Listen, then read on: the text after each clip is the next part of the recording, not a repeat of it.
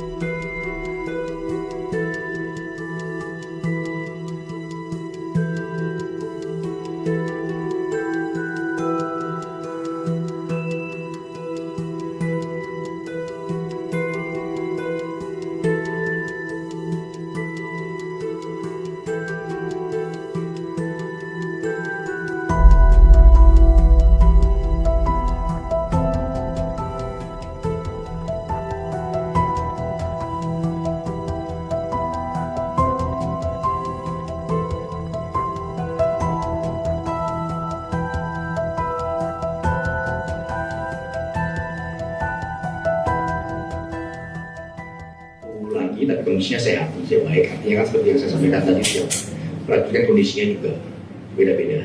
Ya, dan pembinaan yang diberikan itu juga tidak untuk satu orang saja. Pembinaan itu kan juga diberikan kepada beberapa prajurit. Tapi kan sekali lagi, kecelakaan, manakala kecelakaan itu terjadi menimpa ada satu orang prajurit, salah seorang prajurit, itu tentu diharapkan pada kondisi kesehatan, kondisi fisik, maupun pada saat korban ini bagaimana perlakuannya, pada saat prajurit yang lain bagaimana perlakuannya, sehingga korban ini bisa tidak survive dan apa. Lalu yang berikutnya, kenapa bisa berulang? Karena yaitu yang saya sampaikan bahwa setiap program, setiap kegiatan bukan cuma di TNI Angkatan Darat saja, ini juga mungkin berada pada lembaga, institusi atau komunitas yang lain. Itu tentu ada beberapa hal yang memang tidak sesuai dengan ketentuan. Ada beberapa hal yang memang perlu dilaksanakan evaluasi. Itulah gunanya setiap kegiatan, setiap program itu harus ada evaluasi, karena tidak ada yang sempurna dari suatu program atau kegiatan. Dan kekerasan tidak boleh. Jadi pembinaan, latihan kepada prajurit itu harus betul-betul dilaksanakan dengan keras. Artinya dengan keras itu bukan dengan kekerasan. Keras itu artinya ya sesuai dengan teorinya, sesuai dengan taktiknya, sesuai dengan petunjuknya, sesuai dengan metodenya, sehingga membuat prajurit itu betul-betul memiliki kemampuan perorangan maupun kemampuan tim yang baik yang mendukung pelaksanaan tugasnya. Sehingga kalau dikatakan kekerasan tidak boleh, ya, tidak diperbolehkan. Tetapi latihan harus dengan keras. Latihan keras itu bukan berarti kekerasan.